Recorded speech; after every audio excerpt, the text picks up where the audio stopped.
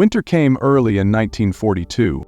Deep in the heart of the Soviet Union, near the frostbitten edges of the Rzhev salient, an infamous hellhole known to German and Russian soldiers alike as the meat grinder. A battalion of German infantry marched into a whiteout. They were the 398 Infantry, part of Hitler's push toward Moscow, hardened, disciplined, and surrounded by silence. Their boots crunched over ice-encrusted soil as they followed orders: hold the forest, secure the road, wait for reinforcement. But the reinforcements never came.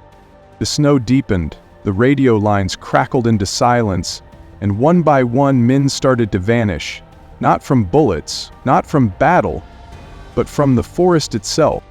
It began with whispers, not gossip, but actual whispers, heard at night, circling the camp.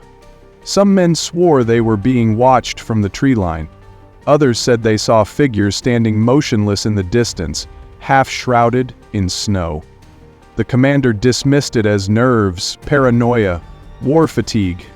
Then the bodies turned up, frozen stiff yet twisted in unnatural ways, faces locked in expressions of such terror they hardly looked human. No blood, no wounds, no footprints, just men, dead and dry-eyed, mouths agape as if they'd seen something unspeakable. The survivors called it the scream freeze, because those who died screaming. Panicked, the officers tried to pull the battalion back, but by then it was too late. Blizzards cut off every path, snow piled up to the shoulders, men began to hallucinate, or at least they thought they were hallucinating. Some reported seeing Russian soldiers walking through the forest completely naked, skin bluish-gray, eyes glazed over with frost, whispering in German, begging for fire. But when they tried to follow or help, the apparitions vanished, leaving only melted footprints. Then came the night of the bell. A low metallic gong echoed across the trees.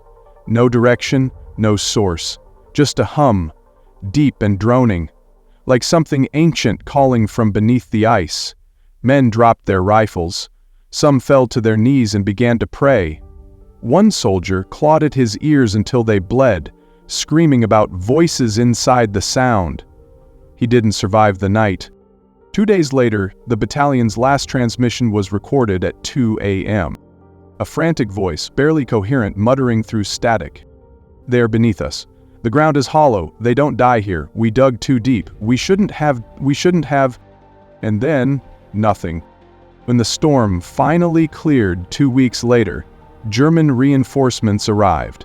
They expected to find either a victorious battalion or a bloody battlefield. They found neither. The entire company had vanished.